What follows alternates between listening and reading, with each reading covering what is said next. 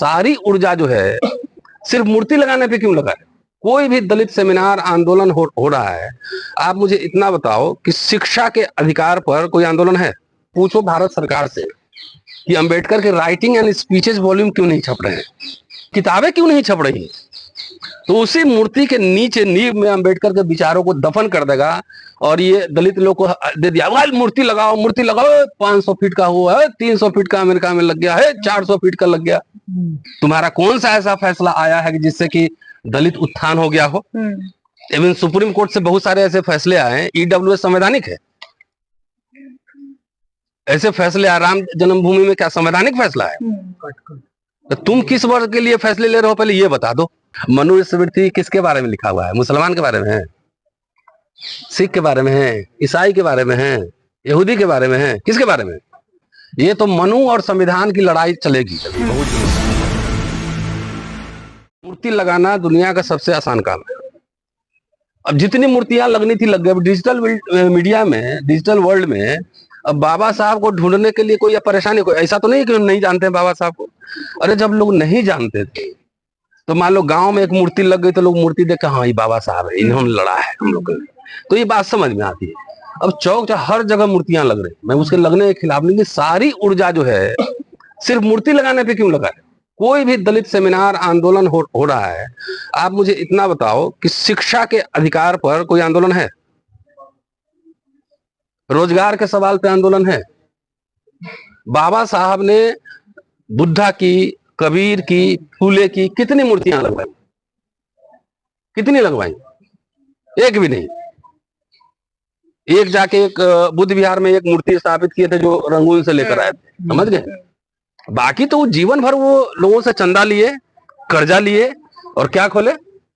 Peoples education society, Siddharth college, Milind college, Bhushan printing press, Mook Nayak निकाले, बहिष्कृत हितकारिणी सभा उन्होंने बनाया, हॉस्टल्स खोले, जनता, प्रबुद्ध भारत, ये मैगजीन्स निकाले ना। तो बाबा साहब को ही पढ़ के और बाबा साहब को कहते हो अम्बेडकरवादी, या सारे उल्टा काम कर रहे हो? सारे उल्टा काम कर रहे हैं। शिक्षा जो मूल मंत्र है शिक्षित बनो, इसके लिए भारत में बताओ, खासतौर से हिंदी पट्टी में कोई आंदोलन, कोई लीडर इस पे कोई मेमोरेंडम दे रहा है, कोई आंदोलन कर रहा है, कुछ कर रहा है? तो कुछ नहीं। अभी प्रेशर बिल्डअप होगा ना, मूर्ति लग जाएगी। ठीक है, ये पूछो भारत सरकार से कि अंबेडकर के राइटिंग एंड स्पीचेस वॉल्यूम क्यों नहीं छप रहे हैं? ये सवाल कोई पूछता है कि उनकी किताबें क्यों नहीं छप रही? तो उसी मूर्ति के नीचे नींव में अंबेडकर के विचारों को दफन कर देगा और ये दलित लोग को दे दिया, मूर्ति लगाओ 500 फीट का हुआ है, 300 फीट का अमेरिका में लग गया है, 400 फीट का लग गया।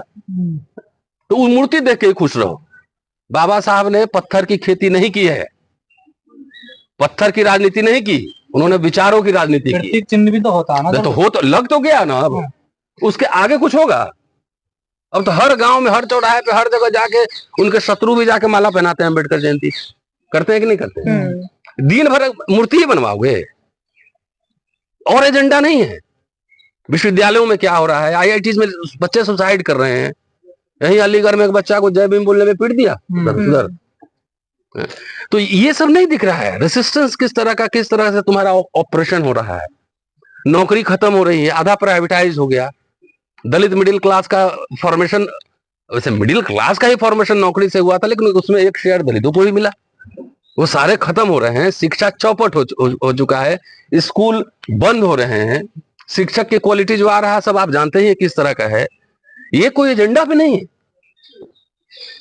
अब कोई ऐसा कह सकता है कि हम बाबा साहब को नहीं जानते? पहले ये बताओ मुझे। गांव गांव में मोबाइल में बाबा साहब पहुंच चुके हैं, फोटो पहुंच चुका है, मूर्तियां पहुंच चुकी है, लेकिन उसी रफ्तार से क्या किताबें पहुंची है, विचार पहुंचे हैं? उसी रफ्तार से जाना चाहिए था ना। अगर चला गया रहता तो अभी तो क्रांति हो गई रहती, लोग वैचारिक क्रांति हो गई रहती। तो नेता भी जाते हैं खाली स्टेज पर भाषण देते, बाबा साहब, कोई बाबा साहब के एक किताब ढंग से न पढ़ा होगा। ये जो ग्वालियर हाई कोर्ट की खंडपीठ में क्या क्रांति नहीं है सर? कौन सी क्रांति है? ये जो लड़ रहे हैं लोग में बात कर, तो है ही ना। वो भी देखो, मैं थोड़ी कर रहा है कि उसको मैं आउटराइटली रिजेक्ट कर रहा हूँ, वो थोड़ी कह रहा हूँ। लेकिन कुछ रिस्पॉन्सिबल सरकार और सिस्टम को भी बनाओ। ठीक है, नंबर 1। नंबर 2, ये प्रतीकों की लड़ाई चलेगी। बाबा साहब किस चीज की लड़ाई लड़े थे? पानी का, मंदिर प्रवेश का। ऐसा थोड़ी था कि उसके पहले लोग, दलित लोग प्यासे मर रहे थे, अब मंदिर नहीं गए थे तो सब नरक में चले गए थे, अब मंदिर जाने से स्वर्ग में चले जाते, ऐसा तो नहीं था। वो क्यों था? वो था ह्यूमन राइट्स स्थापित करने के लिए। अब बाद में तो बोले कि अब उस किताब में देखिएगा, बोले कि ये सब फालतू फालतू का काम है, मंदिर प्रदेश, उसमें मेरा कोई इंटरेस्ट नहीं है। ठीक है, तो सीखो ना यार, खाली मूर्ति थोड़ी बनवा रहे हैं। वो प्रतीक उठा, जैसे गांधी नमक उठाए, कि नमक इट अफेक्ट्स एवरीवन, तो उससे मोबिलाइज हुआ। अंबेडकर पानी उठाए, उससे मोबिलाइज की। तो मूर्ति ठीक है, कुछ वहां चीफ जस्टिस है, चीफ जस्टिस यहाँ भी है, राष्ट्रपति भी है, प्रधानमंत्री भी, सब है ना।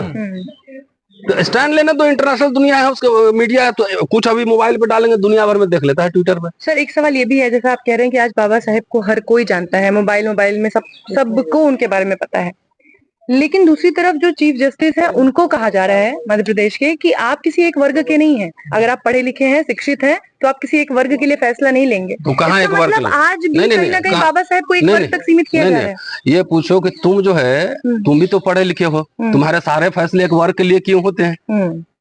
तुम्हारा कौन सा ऐसा फैसला आया है कि जिससे कि दलित उत्थान हो गया हो? इवन सुप्रीम कोर्ट से बहुत सारे ऐसे फैसले आए हैं। ईडब्ल्यूएस संवैधानिक है? ऐसे फैसले राम जन्मभूमि में क्या संवैधानिक फैसला है? तो तुम किस वर्ग के लिए फैसले ले रहे हो, पहले ये बता दो। और चीफ जस्टिस ने क्या एक वर्ग के लिए फैसला लिया है?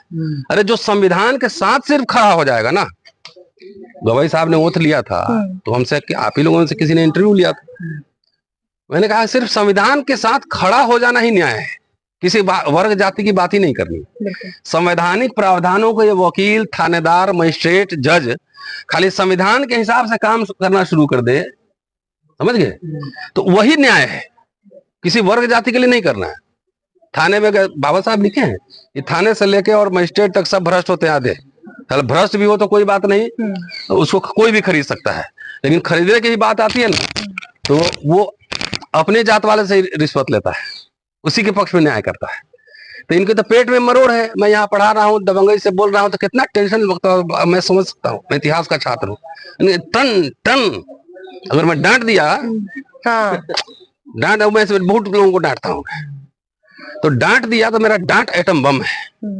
अरे डांटा, घर में जाके बहुत फ्रस्ट्रेशन में रहता होगा कि आज रतन लाल डांट दिया, वो गाली भी देता होगा। तो चीफ जस्टिस है, दो चीफ जस्टिस है, तो कितना उसको तुम समझ नहीं सकते हो। ये एटम बम गिरा हुआ है इनके सोच पर, उसी से परेशान है, उसी से परेशान है। जब एक बार बताओ, मुगलों के साथ, अंग्रेजों के साथ, ये सब भारत के जितने सवर्ण रहे ना, विद्रोह कब शुरू? सीआरपीसी आईपीसी आया ना, तो उनको मनुस्मृति पे बम हो गया कि अब कानून की नजर में सब समान होगा। समझ गए? कानून की नजर में सब समान होगा, एक अपराध के लिए सबको एक तरह की सजा होगी।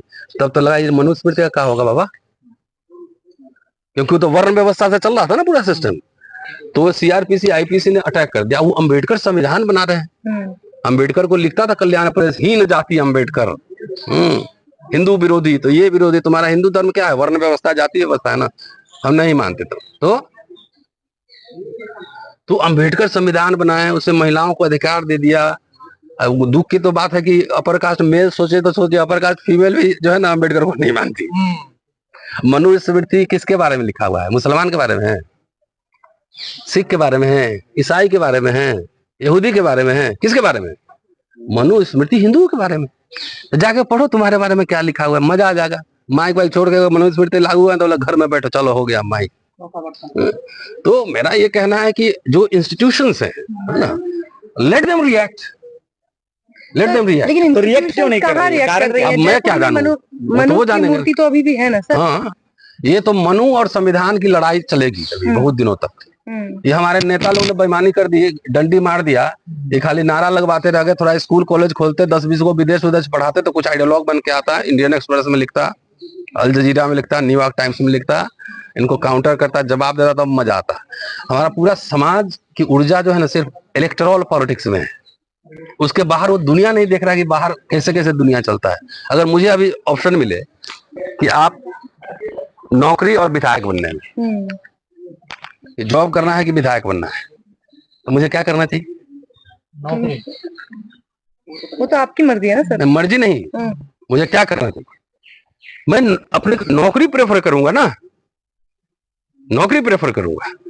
आम लोगों से जाके पूछो कि प्रोफेसर हो, विधायक बनोगे कि ये करोगे, तो बोला हम विधायक बनेगा, बिल्कुल। ठीक है। अरे नौकरी में रिसर्च कर सकता हूँ, इंटरैक्ट करता हूँ, छात्रों से करता हूँ, लिखता पढ़ता बोलता हूँ, तो कई तरह के काम होते हैं ना, खाली पॉलिटिक्स थोड़ी काम होता है। बाबा साहब ने कहा है कि राजनीति तो बचा हुआ अनाज है, उससे बड़े बड़े काम और होते हैं। ये बाबा साहब के स्टेटमेंट मेरे थोड़ी है।